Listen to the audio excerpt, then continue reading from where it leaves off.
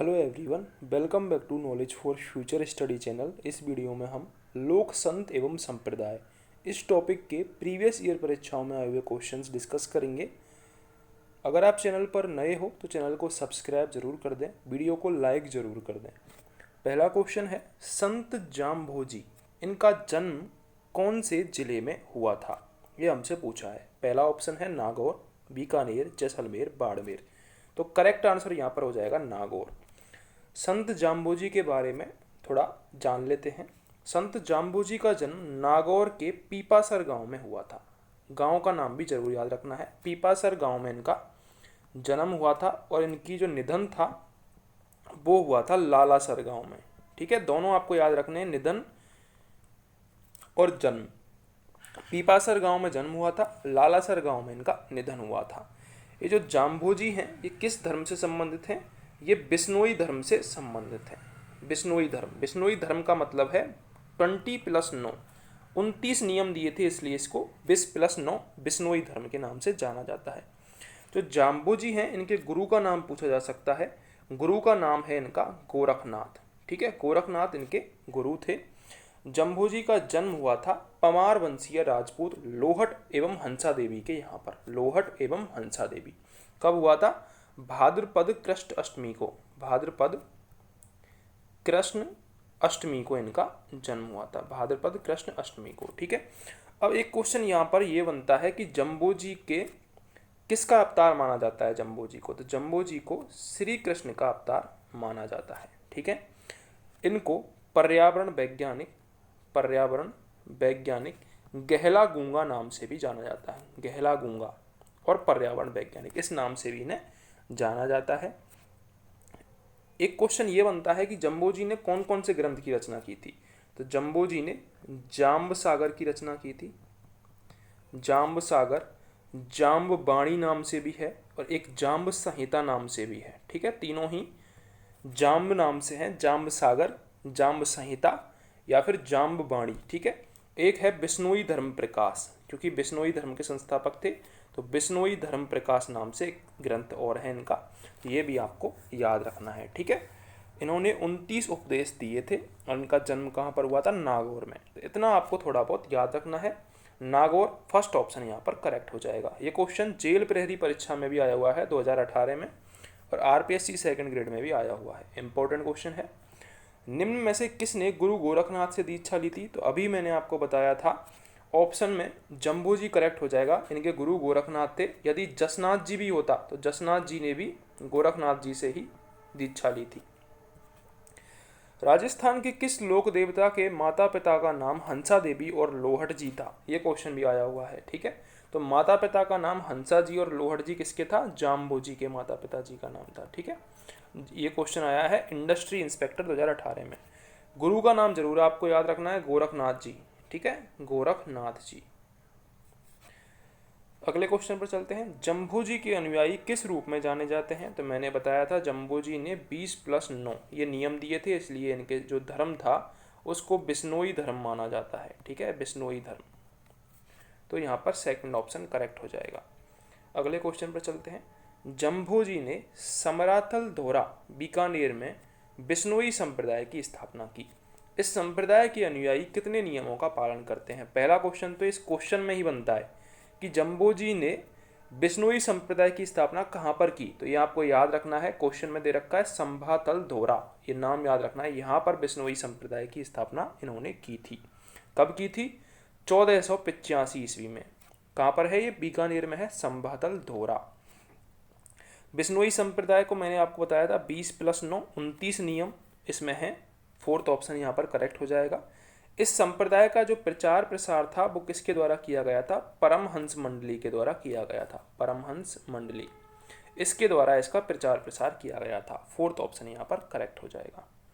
अगला क्वेश्चन है, जम्भोजी के 29 नियमों का पालन करने वाले अनुयायी क्या कहलाए? तो मैंने आपको बताया था अभी ऊपर वाले क्वेश्चन में, बिश्नोई 20+9 नियम बिश्नोई। ठीक है, फोर्थ ऑप्शन यहाँ पर करेक्ट हो जाएगा। बिश्नोई निम्नलिखित में से किसकी पूजा करते हैं? बिश्नोई धर्म के संस्थापक हैं जम्बोजी, उन्हीं की पूजा की जाएगी बिश्नोई धर्म में। फोर्थ ऑप्शन यहाँ पर करेक्ट हो जाएगा। किस समाज सुधारक ने अपने शिष्यों से 29 नियमों का पालन करने हेतु जोर दिया? तो जमभोजी। करेक्ट आंसर हो जाएगा 29 नियम 20+9। अगला है, निम्न में से कौन बिश्नोई संप्रदाय का संस्थापक एवं प्रवर्तक था? तो बिश्नोई संप्रदाय के जो प्रवर्तक थे वो यहाँ पर थर्ड ऑप्शन जमभोजी करेक्ट हो जाएगा। ये क्वेश्चन 3 बार एग्जाम में पूछा जा चुका है। ठीक है। संभातल धोरा ये कहाँ पर स्थित है? संभातल धोरा यहीं पर 1485 ईस्वी में जमभोजी ने किसकी बिश्नोई धर्म की स्थापना की थी। ये कहाँ पर है? बीकानेर जिले में है। लेकिन अगर आपसे ये पूछ लिया जाए कि जमभोजी का जन्म कहाँ पर हुआ था, तो वो नागौर जिले में हुआ था। ठीक है। किस जगह पर हुआ था? पीपासर नामक जगह पर हुआ था। ये भी आपको याद रखना है। ठीक है। और संभातल धोरा ये संबंधित किससे है? ये संबंधित है बिश्नोई धर्म से। बिश्नोई धर्म की स्थापना यहाँ पर जमभोजी ने 1485 ईस्वी में की थी। वीडियो को लाइक कर दें और चैनल को सब्सक्राइब जरूर कर दें। बिश्नोई संप्रदाय के प्रवर्तक गुरु जम्बेश्वर से संबंधित मुख्य स्थान कौन सा है?